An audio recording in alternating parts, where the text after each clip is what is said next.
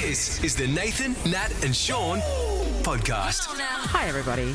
Caitlin Bassett joins us today. Good morning. Thanks, Seabass. Hi. And look, we on our show, we did talk about the reasons why you might let somebody go, and it enabled us to deep dive on the issue of breaking it to somebody that they might have body odour that is unpleasant for everybody else. And everybody had a story. Yeah, one guy was talking about not body odour at the time. He told us a story, it was John, about a guy with bad breath. That's right. And they gave him a bit of a warning, hey, we can help you out here. And he never did anything about it. And but BO always comes into it. Yeah, it does. Because sometimes you work with people who absolutely reek. And then how do you approach it? Yeah. So awkward. You have to have a relationship with them. You have to have that trust, I think. You had a good technique. Yeah, I've had a couple of instances. I think in elite sport, you're always sweaty and a bit stinky. Yeah, of course. So it's a common problem. But I can imagine in the workplace, it's really confronting. Like if you don't know each other so well and you have to sit within close proximity to them in an office, how do you have that conversation without upsetting them and then having to be stuck next to them for the rest of your life? Your technique in the sporting world is just to explain that, the fabrics that you're training, they're not great, they hold on, you need to wash them frequently, and that way you can address everybody. But it's not like in a workplace you can go into the office and say, hey, everybody, some of your polyester shirts, I think, as a group we need to, we've organised a discount at the local dry cleaner. Like, that's not going to cut it, is it? Where's that shirt from? Camilla and Mark. Oh, yeah, they're very stinky clothes, those. That brand. Just make sure you wash with this fabric. It's a little trickier to address it when, you're in that setting, isn't it? Yeah, it is. But I think sometimes you just got to be to the point. Do you have to, you said a couple of times, at any stage, did you pull someone aside and be direct? One-on-one? No, but I think understanding potentially why there is a body odour is a great conversation to have, because in sport sometimes when players move over east, they might not have a washing machine straight up. They might not, you have to understand the reason potentially why. Yes. So, I mean, players wash their clothes in the sink when we're on tour sometimes, and that could be a reason. So, and sometimes it can be a medical thing. Like either they can't smell it themselves, so that not everybody's sense of smell is equal. And Sean, you've been punched in the nose a few times, a broken nose. So people that have got chronically broken noses and they might not be able to smell it. Are you about to break something too? I'm up for it. And also, even just some people sweat more than others. Yeah. And culturally, what you are used to, smelling wise. Like one of my friends when I was in New Zealand, she lives in Rotorua.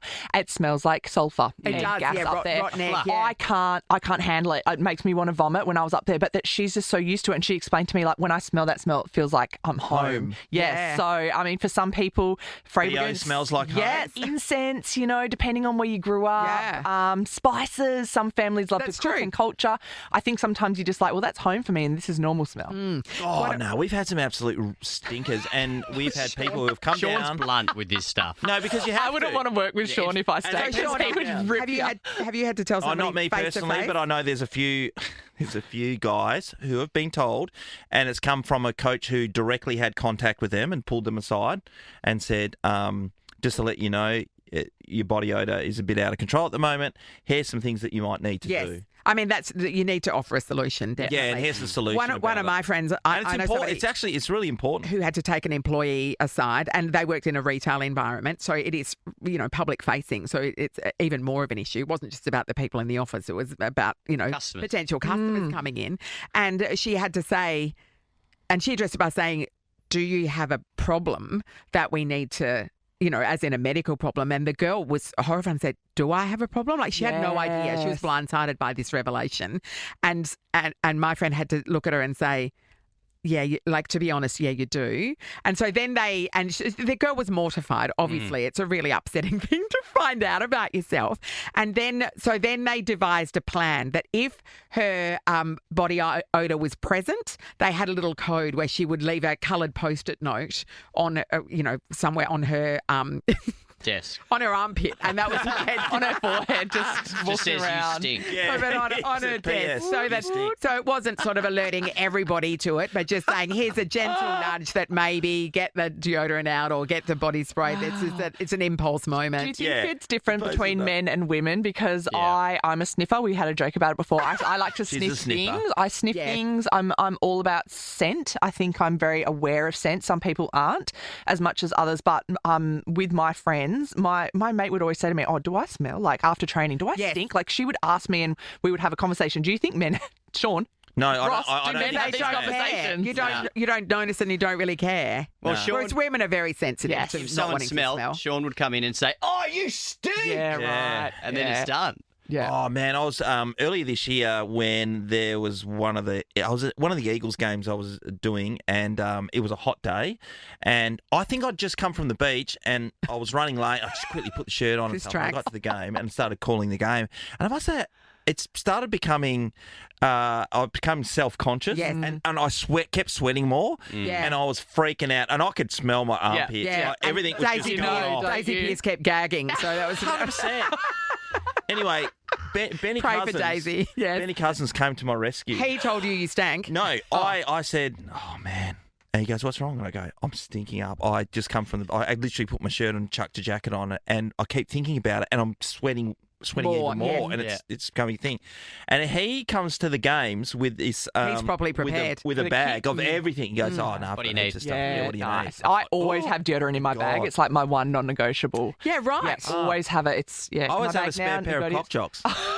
There you go. That's what you're more. But for me, I think that's my biggest fear is Is that smelling. somebody is like meeting you Yeah. and going, oh, stinky bastard. over Yeah, there." nah, we don't like that. Yeah, no. I can remember once I was getting onto a flight at Dubai Airport. So it was boarding. We were literally walking onto the plane, and this guy, he was barefoot, and he goes up to the flight attendant and says, Look, I'll be honest. I just really stink at the moment. I've been travelling for ages, and do you have anything that I could de-stink myself with? Because I know that I'm going to be sitting next to somebody for the next 11 hours. Oh. Imagine being sitting next to him. Well done by him. Did she have a solution? I don't know, like that, because I just ran away from him.